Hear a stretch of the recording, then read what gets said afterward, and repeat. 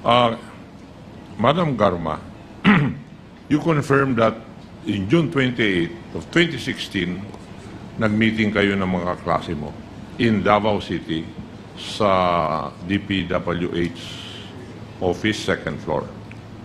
You confirm that? Yes, Mr. Chair. We met there, sir. Yes.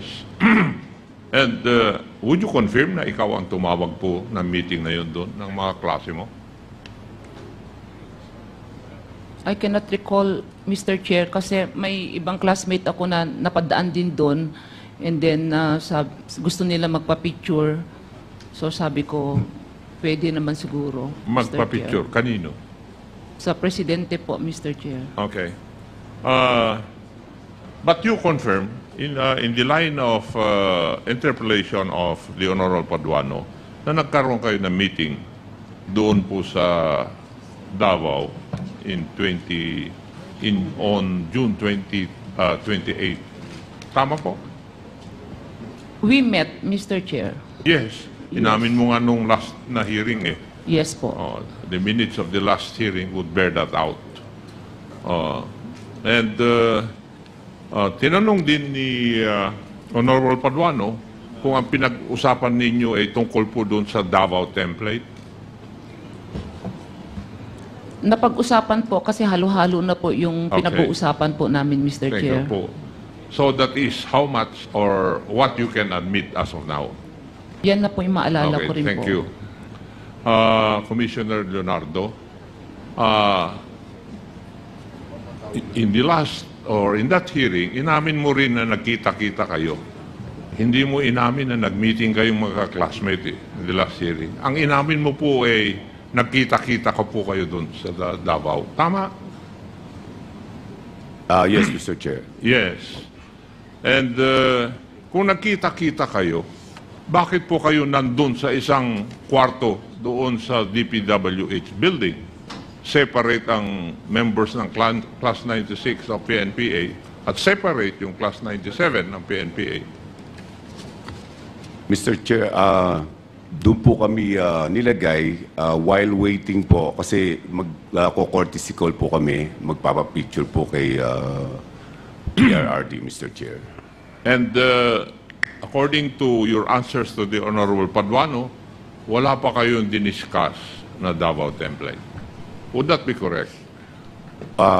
Wala po kaming marami Yes po kaming or no? diniscuss. Yes or no? Ang Wala- tanong ko po ay answer Wala ko po ba akong yes ma-recall or no? na diniscuss namin na Sabihin mo Davao lang kung template. hindi nyo diniscuss o hindi. Hindi po, Mr. Dahil ang Chair. paniningil sa banda-banda roon. Opo, Mr. Chair. Yes. Now, Colonel Patay, what class are you sa PNPA? 97, Mr. Chair. 97. Yung kaklase mo si Madam Garma, tama? Yes, Mr. Chair. And she admitted na nag-meeting ang mga Class 97 doon on June 28, 2016. Narinig mo naman siguro. Yes, Mr. Chair. And do you deny that you were not there?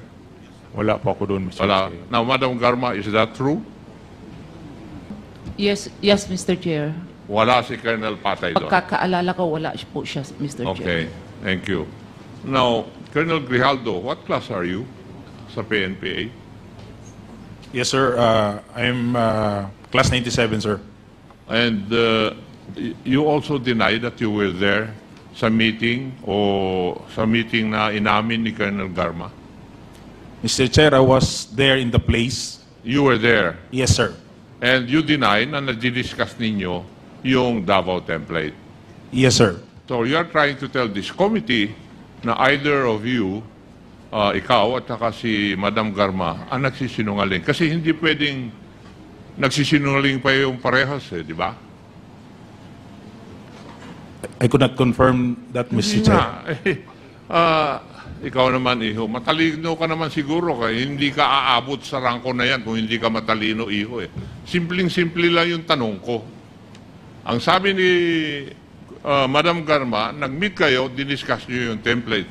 Ikaw, inamin mo na nandun ka, nakipag-meeting ka, pero ang dinideny mo, diniscuss nyo yung Davao template.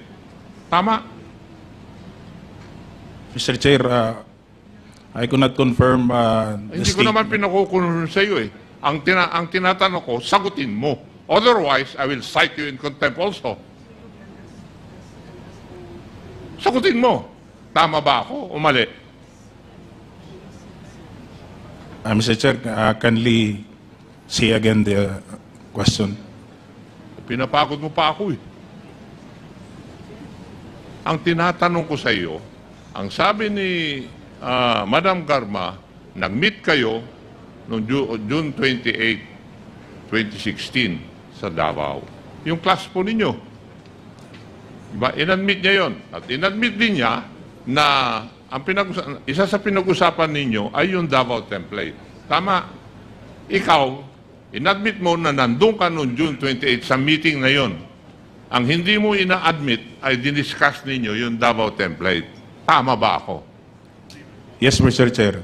So, ang dinideny mo, yung sinabi ni Madam Garma na hindi nyo, na diniscuss ninyo yung Davao template.